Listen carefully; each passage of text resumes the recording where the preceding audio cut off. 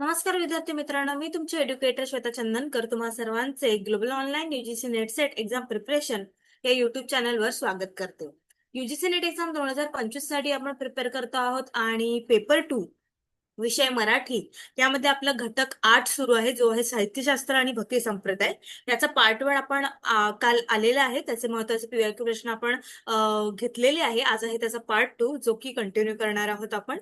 तर नेमकं घटक 8 मधून कोणत्या पद्धतीचे प्रश्न विचारले जातात किंवा मग त्याचे जे सब टॉपिक्स आहे त्याचा सिलेबस आपण इथे डिस्कस करतो आणि सब टॉपिक्सवर कोणते प्रश्न विचारले जातात ते सुद्धा आपण इथे पाहतोय. आपली जी बॅच आहे ती 21 तारखेपासून सुरू होते, 21 जुलैपासून. तर नक्कीच एनरोल करा किंवा मग global online app play store वरून डाउनलोड करा. या बॅच मध्ये आपण पूर्ण रेकॉर्डेड लाईव्ह क्लासेस बघणार आहोत. सोबतच 10 युनिट्सचे नोट्स तुम्हाला मिळणार आहे. 20+ अधिक नोट्स मिळणार आहे. पीवायक्यू टेस्टचे मिळणार आहे. क्रॅश कोर्सचे नोट्स मिळणार आहेत. असं सगळं तुम्हाला या बॅच मध्ये मिळणार आहे. सोबतच पेपर 1 जो आहे तो मोफत सुद्धा मिळणार आहे. त्यामुळे नक्कीच ही बॅच तुमच्यासाठी खूप फायदेशीर ठरणार आहे. याचे जे शुल्क आहे ते 10,000 रुपये आहे, पण डिस्काउंट मध्ये ते 8,000 रुपये असणार आहे. त्यामुळे नक्कीच एनरोल करा किंवा मग global online app play store वरून डाउनलोड करा आणि अभ्यासाला जोमाने सुरुवात करा. चला तर मग आपण आता 8व्या युनिटचे प्रश्न पाहूया. ग्लोबल ऑनलाईन डाउनलोड केल्यानंतर आपण इथे मराठी असं लिहू शकतो माय कोर्सेस मध्ये. त्यानंतर यूजीसी नेटसेट मराठी 2025 असं तुम्हाला तिथे हे दिसेल. त्यानंतर पब्लिश कोर्स केल्यावर आपल्याला अशी अशी एक स्लाइड दिसणार आहे, ज्यामध्ये weekly test, MS set 2025 paper 1, paper 2, mock test, PYQ test असं सगळं आपल्याला तिथे असणार आहे. हे पूर्ण कंटेंट तुमच्यासाठी अवेलेबल आहे आणि लाईव्ह क्लासचं तुम्हाला नोटिफिकेशन सुद्धा येते आहे. ठीक आहे, चला तर पहिला प्रश्न पाहूया. सिलेबस पाहून घेऊया. घटक साहित्यशास्त्र आणि भक्ती संप्रदाय. भक्ती संप्रदायावर भरपूर प्रश्न विचारले जातात, हे सगळ्यांनी नोट करायचं. महानुभाव पंथ झालं, नाथपंथ संप्रदाय, वारकरी, दत्त, वीरशैव, सुफी, त्याचे साहित्य, हे सगळं आपल्याला अभ्यास करायचं आहे आपल्या बॅच मध्ये. पंडिती परंपरा, बखर वाङ्मय, शाहिरी वाङ्मयावर भरपूर प्रश्न विचारले जातात. नंतर काव्यशास्त्र, काव्यलक्षण, प्रयोजन, प्रतिभा विचार, शब्दशक्ती, रीती विचार, ध्वनी विचार, आनंद मिमिसा, हे सगळं महत्वाचं आहे आणि हे सगळं आपण अभ्यास करणार आहोत. पहिला प्रश्न आहे, मना सहस्त्रबुद्धे यांनी पोवाड्यास कोणत्या नावाने संबोधिले आहे? कीर्तिकाव्य, धर्मकाव्य, वीरकाव्य की गुरकाव्य? मना सहस्त्रबुद्धे यांनी. तर पोवाडा, अभंग, ओवी, हे सगळ्यांवर प्रश्न विचारले जातात है ना. त्यामुळे महत्वाचे ठरते. सगळ्यांचे अभंग, पोवाडे, हे सगळं आपण थोडंफार तरी डोळ्याखालून घ्या है ना. ओव्या.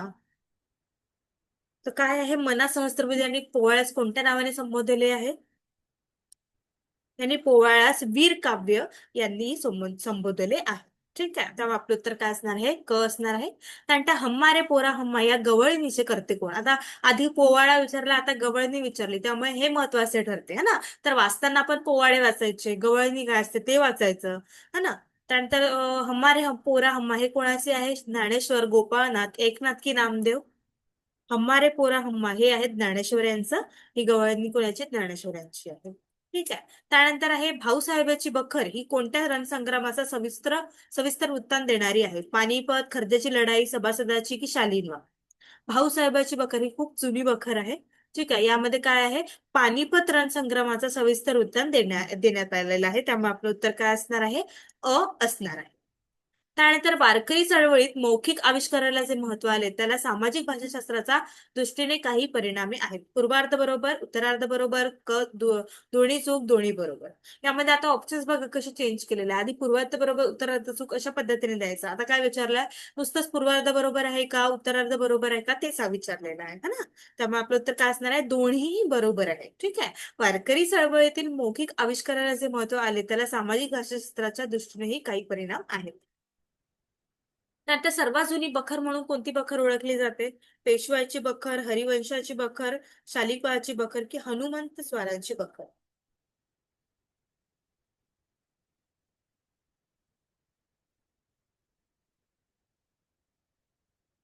सर्वात जुनी बखर म्हणून वाहनाची बखर म्हणून ओळखली जाते. ही मराठी वाङ्मयातील एक महत्वाची आणि सर्वात जुनी आहे.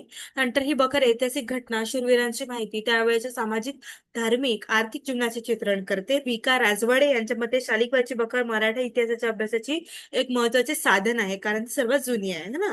आणि शालिकवार बखर मराठा इतिहासातील एक महत्वाचा दस्तऐवज आहे. त्यामध्ये बखरीमध्ये पद्य, गद्य दोन्ही वापरले आहे.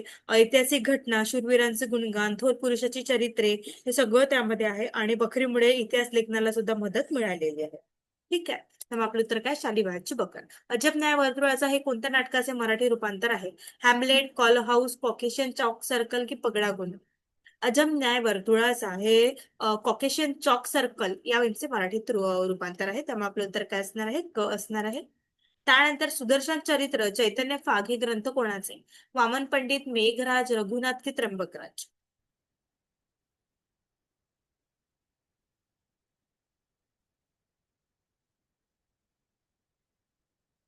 सुदर्शन चरित्र व चैतन्य फाग हे मेघराज यांचे ग्रंथ आहेत. त्यामुळे आपलं उत्तर काय असणार आहे?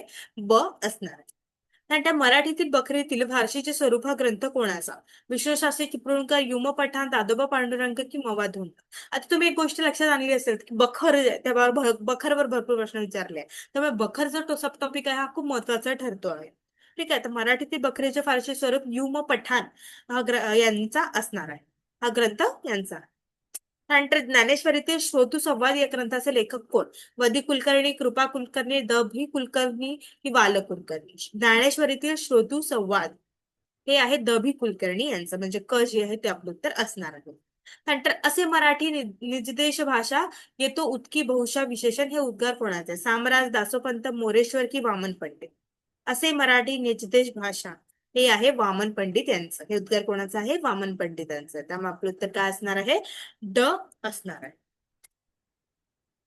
त्यानंतर महाभारताच्या सर्भा पर्वात महाराष्ट्राचा उल्लेख कोणत्या नावाने सापडतो? महाराष्ट्र, नरराष्ट्र, महारदेश की मरहट्ट? जेव्हा आपण एकंदरीत महाराष्ट्राचा इतिहास जेव्हा वाचतो की नाही, त्याचा उगम, मग त्याच्यामध्ये कोणी त्यांचे व्याख्या म्हटले आहे, कोणाचे काय मते आहेत, काय विचार आहे, कोणाची व्याख्या कशी आहे है ना. तर त्यावरून हे सगळं ठरवले आहे. महाभारताच्या सभापर्वात महाराष्ट्राचा उल्लेख नरराष्ट्र म्हणून केलेला जातो. त्यामुळे आपलं उत्तर काय आहे? ब आहे. महाराष्ट्र खूप शेवटी पडतं. आधी नरराष्ट्र, महारदेश, मरहट्ट असं म्हटलं जातं. हट्ट म्हणजे काय? तर देश है ना. छत्रपती शिवाजीराजांच्या मंत्रिमंडळात असणाऱ्या दत्ताजी त्रिंबकेने कोणती बखर दिली? श्री शिवाजीराजे, शिव, दिग्विजय, 91 कलमी की शिवप्रताप? छत्रपती शिवाजीराजांच्याच मंत्रिमंडळात त्यांनी 91 कलमी ही बखर लिहिलेली आहे. ठीक आहे. त्यामुळे आपलं उत्तर काय असणार आहे? क असणार आहे. त्यानंतर लापनिका हा शब्द संस्कृतात नाही हे मत कोणाचे? वि वा वर्तक, वि वा दांडेकर, म वा धोंड की ह श्री शेनोलीकर? लापनिका लापनिका हा शब्द संस्कृतात नाही हे मत म वा धोंड यांचं आहे. त्यामुळे आपलं उत्तर काय असणार आहे? क असणार आहे. त्यानंतर शाहीर आणि शाहिरी म्हणजे कवी आणि कविता असे कोणी म्हटलंय? मना सहस्त्रबुद्धे, सुधीर रसाळ, मना अद्वंत, गोमा पवार? शाहीर आणि शाहिरी म्हणजे कवी आणि कविता असं कोणी म्हटलेलं आहे? सुधीर रसाळ यांनी म्हटलेलं आहे. त्यानंतर संत काव्य महाराष्ट्राच्या राजकीय व सामाजिक जीवनाचे प्रतिबिंब आहे हे मत कोणाचे आहे? श्री व केतकर, मना अद्वंत, विका राजवाडे की विना ओक? संत काव्य महाराष्ट्राच्या राजकीय व सामाजिक जीवनाचे प्रतिबिंब आहे हे मत कोणाचे आहे? हे मत आहे विका राजवाडे यांचे. ठीक आहे. हे खूप मोठे समीक्षक, कवी, लेखक आहे. त्यानंतर पोवाडा हे केवळ श्राव्य काव्य नसून दृश्य काव्य आहे हे मत कोणाचे? वि. सी. सरपटे, वि. कोलते, विका राजवाडे, वि. ल. भावे? पोवाडा हे केवळ श्राव्य काव्य नसून दृश्य काव्य आहे हे आहे वि. राजवाडे यांचं मत. आणि आपलं उत्तर काय असणार आहे? क असणार आहे. त्यानंतर पोवाडे या कवनाची उत्पत्ती धर्ममूलक आहे हे मत कोणाचे? शग तुडपुळे, वि. सी. सरवटे, वि. दांडेकर की वि. ल. भावे? पोवाडे या कवनाची उत्पत्ती धर्ममूलक आहे हे मत कोणाचे आहे? वि. सी. सरवटे यांचे आहे. त्यामुळे आपलं उत्तर काय असणार आहे? प असणार आहे. ठीक आहे. माझ्यासोबत तुम्ही सुद्धा उत्तरे देत चला. काही असेल तर कमेंट सेक्शन मध्ये या. तुम्ही सुद्धा आता जर का 25 प्रश्न आपण घेतलेले आहे तर तुमचे 25 पैकी किती बरोबर आले ते सुद्धा तुम्ही कमेंट सेक्शन मध्ये करू शकता, किंवा मग आपली बॅच सुद्धा जॉईन करू शकता. त्यामध्ये आपण प्रश्न सिरीज घेतच असतो. ठीक आहे. शायरांनी कविता केली ती देशभक्तीची नव्हे तर अर्थकृती ही उक्ती कोणाची? मना सहस्त्रबुद्धे, मना अद्वंत, विका राजवाडे, मवा धोंड? शाहिरांनी कविता केली ती देशभक्तीने नव्हे तर कृती आहे ही उक्ती कोणाची आहे? मोबा धोण्याची आहे. त्यामुळे आपलं उत्तर काय असणार आहे? ड असणार आहे. नंतर महानुभाव संप्रदायातील तीर्थक्षेत्र ही आहे. फलटण, माहूर, रुद्दीपर, बेलापूर, तुळजापूर, अक्कलकोट, नारायणगाव, राजनपूरकर, देहू, देगुलकर, दिघाची देवराई, सिद्धहस्तपूर, पैठण, सिद्धटेक की सियाच. महानुभाव संप्रदायातील तीर्थक्षेत्राचे कोण आहे? फलटण, माहूर, रुद्दीपर आणि बेलापूर आहे. त्यामुळे आपलं उत्तर काय असणार आहे? अ असणार आहे. नंतर महानुभाव पंथाच्या पंथ प्रचाराच्या कार्याला विरोधाची पार्श्वभूमी सुरुवातीपासूनच होती, मात्र ती तात्विक असल्याने तीव्र स्वरूपाची व्यक्त झाली नाही. पूर्वार्ध व उत्तरार्ध बरोबर, पूर्वार्ध व उत्तरार्ध चूक, पूर्वार्ध बरोबर उत्तरार्ध चूक की उत्तरार्ध बरोबर पूर्वार्ध चूक? सांगा बघू. महानुभावाच्या पंथ प्रचाराच्या कार्याला विरोधाची पार्श्वभूमी सुरुवातीपासूनच होती. पूर्वार्ध व उत्तरार्ध बरोबर. ठीक आहे, आपलं उत्तर काय असणार आहे? अ असणार आहे. त्यानंतर ग्रंथात समाविष्ट झाले आहेत. बोले भाव गर्भ रसाळा तैसे बोले हे उद्गार कोणत्या ग्रंथात स्पष्ट झाले आहे? वच्चाहरण, ज्ञानप्रबोध, उद्धव गीता की सह्याद्रीवर? बोले भाव गर्भ रसाळा तैसे बोले हे उद्गार ज्ञानप्रबोध या ग्रंथात समाविष्ट झालेले आहे. ठीक आहे, त्यामुळे आपलं उत्तर काय असणार आहे? ब असणार आहे. डॅश म्हणजे महाराष्ट्र शारदेच्या गळ्यातील देशिकार लेणे असं कोणी कुठे म्हटलेलं आहे? उद्धव गीता, ज्ञानेश्वरी, भगवद्गीता की यापैकी नाही. डॅश म्हणजे ज्ञानेश्वरी म्हणजे महाराष्ट्र शारदेच्या गळ्यातील देशिकार लेणे असं म्हटले गेलेलं आहे. त्यामुळे आपलं उत्तर काय असणार आहे? ब असणार आहे, ज्ञानेश्वरी. त्यानंतर कीर्तनाचेनी नटनाचे नाशिले व्यवसाय प्रायश्चिताचे अशा शब्दातून कीर्तन भक्तीचा गौरव ज्ञानेश्वराचे अध्याय सापडतो. 5व्या, 8व्या, 9व्या की 12? कीर्तनाचेनी नटनाचे नाशिले व्यवसाय प्रायश्चिताचे असा शब्दातून कीर्तन भक्तीचा गौरव ज्ञानेश्वरीच्या अध्यायात सापडतो. कोणत्या? 9व्या अध्यायात सापडतो. त्यामुळे आपलं उत्तर काय असणार आहे? क असणार. त्यानंतर मराठीतील पहिले कवी, आत्मचरित्रकार, भागवत धर्माचे पहिले संघटक, कीर्तन परंपरेचे प्रवर्तक या संतांकडे पाहिले जाते. निवृत्तीनाथ, ज्ञानदेव, नामदेव की सोपानदेव? भागवत धर्माचे पहिले संघटक कोण आहे? नामदेव आहेत. त्यामुळे आपलं उत्तर काय असणार आहे? क असणार आहे. यांनी पंजाब त्या याच्यामध्ये खूप त्यांनी आपलं केलेलं आहे ना, प्रचार केलेला आहे. ठीक आहे, त्यामुळे आपलं उत्तर काय असणार आहे? नामदेव क असणार आहे.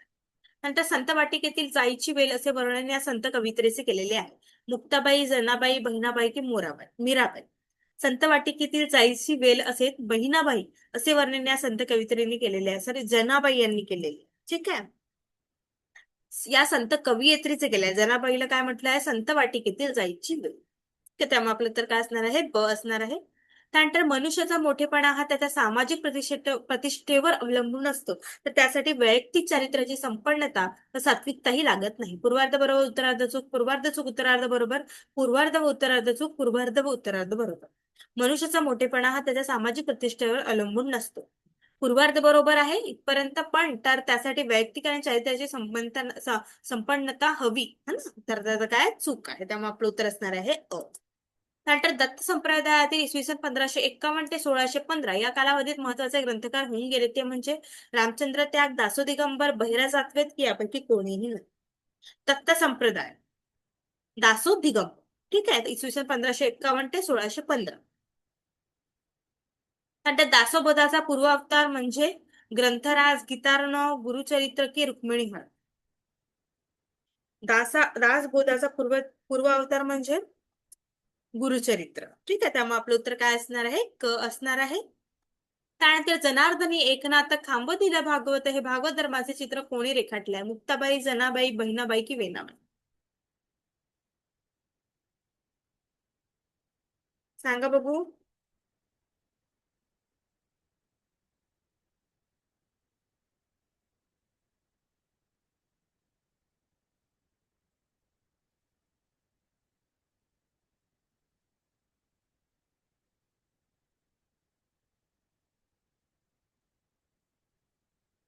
बहिणाबाईचीच आहे ते.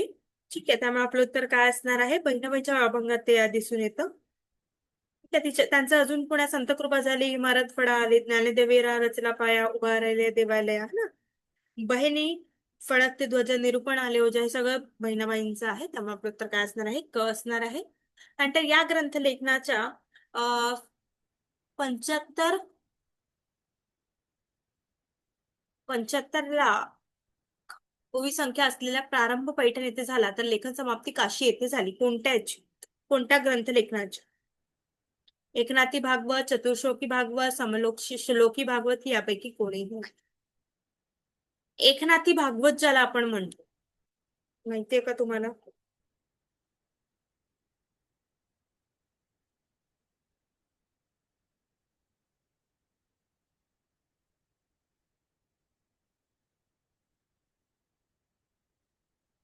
त्याचं आहे ते एकनाथी भागवताला 31 अध्याय आहे हा ना.